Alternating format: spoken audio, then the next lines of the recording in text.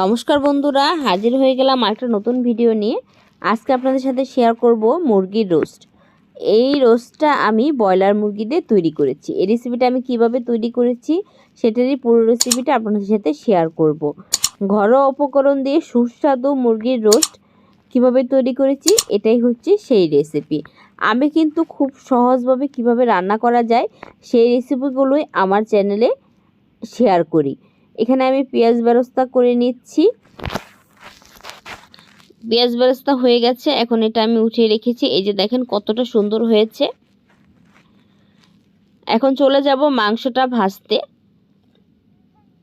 এখানে আমি এক এক করে সবগুলো মাংস দিয়ে দিব।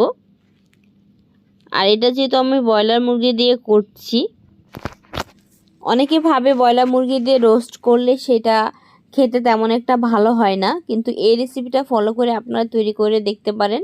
আশা করি সব অনেক ভালো লাগবে। যে আমার এই ভিডিওটা আপনাদের ভালো লাগে অবশ্যই একটা লাইক দিবেন, কমেন্ট করে জানাতে ভুলবেন না আপনাদের কেমন লাগলো। আর নতুন যারা আছেন তারা অবশ্যই আমার চ্যানেলটা সাবস্ক্রাইব করবেন, তাহলে নতুন নতুন ভিডিও দেখতে পারবেন। আমার মাংসগুলো ভাজা হয়ে গেছে, আমি মাংসটা উঠিয়ে রেখে সেই তেলেই বাকি রান্নাটা করব। দিয়ে দিলাম দারচিনি, এলাচ, তেজপাতা আর লং দিয়েছি 4-5টা, দিয়ে একটু ভেজে নিব। দিয়ে দিলাম পেঁয়াজ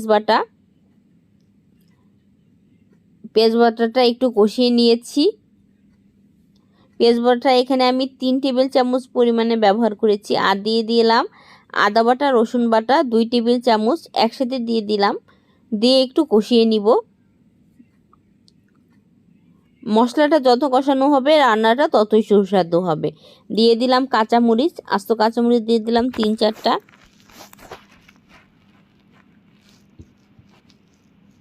আর দিয়ে দিব টক দই। এখানে প্রথমে আমি একটু টক দই ব্যবহার করলাম, শেষে আবার একটু দুধ ব্যবহার করব। দিয়ে এটা আমি ভালোভাবে কষিয়ে নিব। আর দিয়ে দিলাম 1 টেবিল চামচ জিরা বাটা না, ঠিক এটা আমি গুঁড়া ব্যবহার করেছি। আর দিয়ে দিব ঘরে তৈরি করা রোস্টের মশলা। এখানে আমি একটু কাঁচামরিচ বাটাও ব্যবহার করেছি, একটু বাদাম বাটাও ব্যবহার করেছি। এটা আমার ভিডিও করতে মনে ছিল না, তাই এটা আমি মুখে বলে দিলাম। যে মশলাটা সুন্দর কষানো হয়ে গেছে, এখন এখানে আমি মাংসগুলো দিয়ে দিলাম, যে মাংসগুলো আমি ভেজে রেখেছিলাম।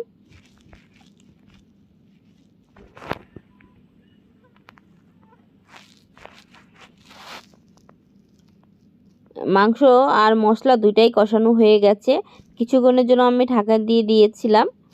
এই যে কি সুন্দর উপরে তেল ভেসে উঠেছে। এখন মাংসটা সুসিদ্ধ হওয়ার জন্য আমি অল্প একটু দুধ ব্যবহার করলাম। এখানে আমি কোনো জল ব্যবহার করিনি। তারপর এই যে ঢাকা দিয়ে দিয়েছি, এই যে ফুটে উঠেছে।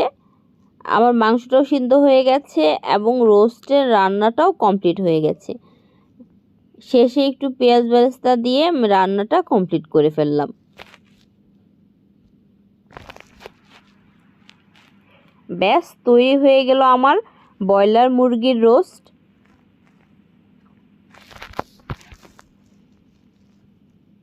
আপনাদের কেমন লাগলো কমেন্ট করে জানাবেন।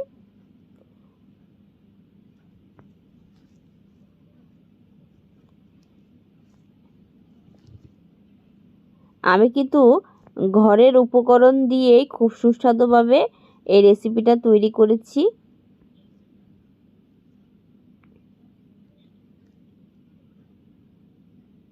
সবাইকে অনেক ধন্যবাদ।